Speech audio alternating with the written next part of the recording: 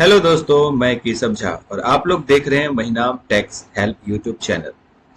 आज मैं आप लोगों को बताने जा रहा हूं कि टैली प्राइम में कंपनी क्रिएशन कंपनी कैसे बनाते हैं। तो आइए ले चलते हैं आपको। सबसे पहले टैली प्राइम के सॉफ्टवेयर को ओपन कर लेते हैं। टैली प्राइम सॉफ्टवेयर ओपन हो रहा है दोस्तों, आप लोग देख सकते हैं स्क्रीन पे।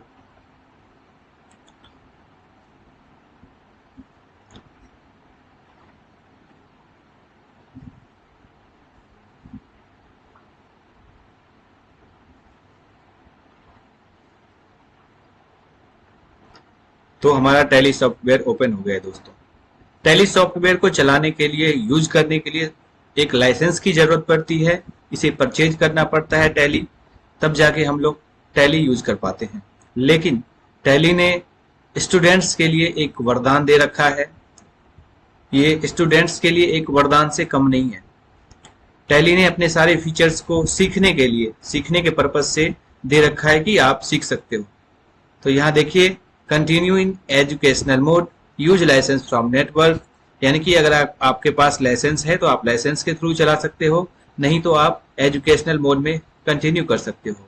दोनों में अंतर ये होता है कि अगर आप एजुकेशनल मोड यूज कर रहे हैं तो आप उसमें डेट चेंज नहीं कर सकते। बहुत सारे फीचर्स है जो आप उसमें यूज नहीं कर सकते। लेकिन जो लाइसेंस वर्जन होता है उसमें आप सब कुछ यूज कर सकते हो। तो चलिए, फिलहाल मैं आपको ले चलता हूँ कंटिन्यूइंग एजुकेशनल मोड में ले चलता हूँ और आपको बताऊंगा कि कैसे कंपनी क्रिएट करेंगे। हम लोग आ गए हैं दोस्तों टैली सॉफ्टवेयर के डैशबोर्ड पे। ये है टैली सॉफ्टवेयर का डैशबोर्ड। अब हम लोग चलेंगे कंपनी क्रिएशन में। कंपनी कैसे क्रिएट करेंगे ये देखेंगे। इसके लिए हम F3 दबाएंगे। यहाँ पे ऊपर चलेंगे, ये क्रिएट कंपनी का ऑप्शन दिख रहा है दोस्तों। यहाँ से क्रिएट कंपनी करेंगे। यहाँ पे आपके कंपनी का नाम जो भी है XYZ, मान लो XYZ इंटरप्राइजेस। यहाँ दोस्तों नाम कुछ भी हो सकता है, जो भी आपके बिजनेस का नाम है, जो भी आप डालना चाहो वो आप यहाँ पे डाल सकते हो। मेलिंग नेम में यही आ जाएगा। एड्रेस मान लो, एड्रेस जो भी है मान लो कि यहाँ पे उसका एड्रेस डाल दो, ग्राउंड फ्लोर XYZ, जो भी एड्रेस है, हाउस नंबर जो भी होता है यहाँ पे आप डाल दोगे। फिर डिस्ट्रिक्ट नेम डाल दो, जो भी उसका फुल एड्रेस है। उसके बाद लास्ट में पिन कोड डाल दो दोस्तों। ये हो गया, उसका एड्रेस हो गया दोस्तों। अब यहाँ पे स्टेट पूछता है कि आप किस स्टेट से बिलोंग करते हो। मान लो मैं बिहार से बिलोंग करता हूँ, मैं यहाँ पे बिहार डाल दूंगा।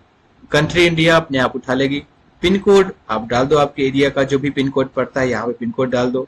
उसके बाद टेलीफोन अगर है तो वो डाल दो। मोबाइल अगर है तो यहाँ पे मोबाइल नंबर भी डाल सकते हो आप। ईमेल आईडी यहाँ पे फैक्स का और यहाँ पे ईमेल आईडी डाल सकते हो। अगर आपके कंपनी का कोई भी वेबसाइट है तो आप यहाँ पे मेंशन कर सकते हो। यहाँ पे इंडियन करेंसी रुपीज में ही रहेगी। यहाँ पे फाइनेंशियल ईयर बिगिनिंग फ्रॉम पूछ रहा है दोस्तों, यानी कि जो आपका फाइनेंशियल ईयर बिगिनिंग हो रहा है अभी करंट में जो चल रहा है वो ऑटोमेटिकली करंट वाला इसमें सेलेक्ट होता है दोस्तों। तो आपको इसको चेंज करने की जरूरत नहीं है, अगर जरूरत है तो आप कर सकते हो। उसके बाद एक्सेप्ट एक्सेप्ट करके इसको कंट्रोल ए से सेव कर देंगे दोस्तों। यहाँ पे दोस्तों पूछ रहा है कि आपको कैसे कैसे एंट्री करनी है। आप अपना इसमें चेंज कर सकते हो, जैसे maintain account, yes. Enable bill wise entry, yes. Maintain inventory, अगर आप इन्वेंट्री मेंटेन कर रहे हो तो यहाँ पे यस कर दो। सारी चीजें यहाँ पे आप अपने जरूरत के हिसाब से यहाँ पे कर सकते हो। Enable goods and service tax, यदि आप अपने अकाउंटिंग में गुड्स एंड सर्विस टैक्स का यूज करने वाले हो तो यहाँ पे यस कर दोगे। उसके बाद यहाँ पे यस करने के बाद आपसे जीएसटी रजिस्ट्रेशन का डिटेल्स पूछा जाएगा। यहाँ पे मान लो आपका जीएसटी रजिस्ट्रेशन जो है वो भी बिहार से ही है या जहां से भी है, आप वहां का एड्रेस, वहां का स्टेट का नाम सेलेक्ट कर लोगे। रजिस्ट्रेशन टाइप, आपका जीएसटी रजिस्ट्रेशन टाइप में अगर रेगुलर है तो आप रेगुलर सेलेक्ट करोगे। अगर आप कंपोजिशन स्कीम सेलेक्ट किए हुए तो आप कंपोजिशन सेलेक्ट करोगे। अगर आप रेगुलर से हो तो आप रेगुलर सेलेक्ट करोगे। ठीक है दोस्तों, मैं फिलहाल रेगुलर डालता हूँ। SSC of the other territory, अगर आप किसी अदर टेरिटरी से बिलोंग करते हो तो आप यहाँ पे यस करोगे, अदरवाइज नो रहेगा। यहाँ पे आपका जो भी जीएसटी नंबर है वो आप यहाँ पे डाल दोगे। यहाँ पे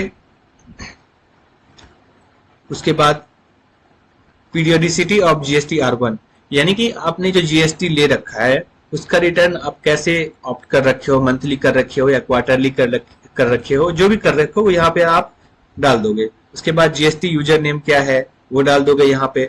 मोड ऑफ फाइलिंग क्या रखने वाले हो, डीएससी से फाइल करते हो चाहे ईबीसी से फाइल करते हो, जो भी है वो यहाँ पे आप